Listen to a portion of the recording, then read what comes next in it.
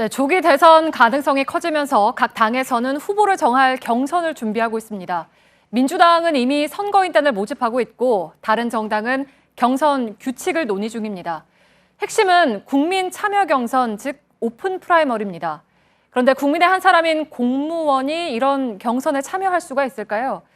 이게 아주 미묘한 문제죠. 팩트체크해서 살펴보겠습니다.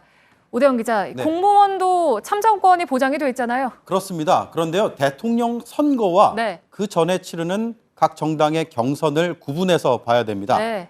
대한민국의 만 19세 이상의 성년은 다 투표할 수 있습니다. 선거권이 있습니다. 일반 국민이든 공무원이든 대선에 가서 투표할 수 있죠.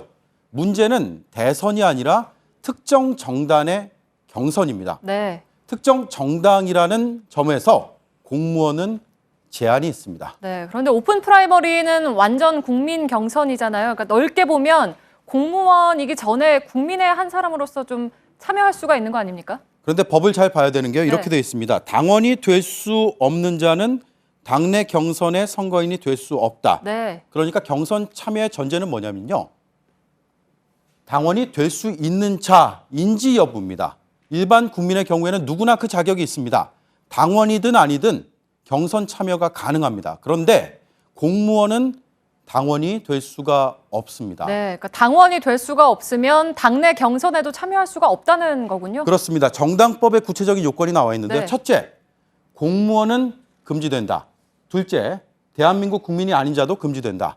즉 공무원은 당원이 될 자격이 없고요. 그래서 경선에 참여할 수가 없는 겁니다. 네. 그런데 궁금한 게요. 그 국회의원은 공무원인데도 경선에 다 참여하지 않습니까? 그렇죠. 네. 국회의원 됩니다. 어. 예외 조항이 있습니다. 네.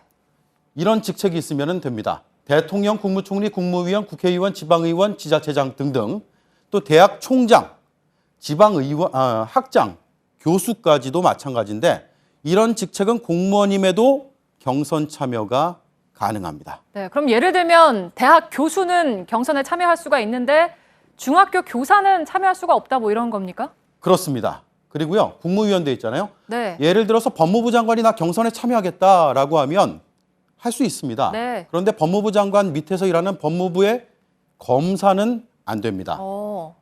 국무총리라고 돼 있죠. 네. 총리 혹은 권한대행이 경선에 참여하겠다라고 하면 할 수 있습니다. 그런데 국무총리실에 과장이 하겠다.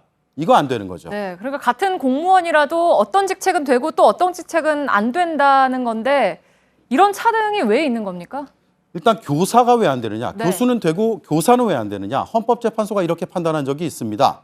정당 가입 금지 조항은 초중등학교 교육의 중립성을 확보한다는 점에서 입법 목적의 정당성이 인정된다.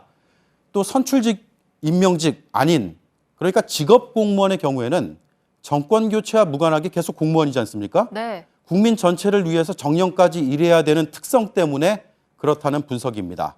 하지만 헌법학계에서 반론이 계속해서 제기되어 왔습니다. 개방적인 경선뿐만 아니라 일반 경선에 참여하는 것도 사실 공무원이 적극적으로 선거운동을 하지 않는 한은 그거는 허용해줘야 되는 거거든요. 그 현행법제 하에서라도 그런 것들은 되도록이면 폭넓게 인정할 필요가 있죠. 네. 이런 반론에도 불구하고 어쨌든 지금의 법대로만 하면 직업 공무원들은 거의 이제 제외가 된다는 건데 그러면 완전한 의미의 오픈 프라이머리가 아니지 않습니까? 그렇게도 볼 수 있겠습니다. 오픈 프라이머리의 본고장, 대명사 어딜까요? 미국이잖아요. 미국이죠. 네. 미국에서는 지난 대선에도 오픈 프라이머리 했습니다. 공무원이 직책에 상관없이 정당 활동을 할 수 있고요.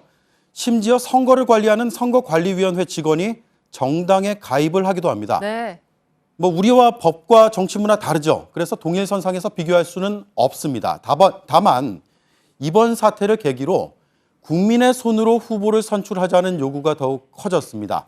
정치권에서는 국민 경선 확대를 외치고 있습니다. 그렇다면 여기에 걸맞은 제도의 변화도 토론이 이제는 필요하다는 얘기입니다. 네, 그러니까 결국에는 국민 경선을 정당이 추진만 한다고 되는 게 아니라 법도 이제 함께 바꿔나가야 된다는 거군요. 팩트체크 오대영 기자였습니다.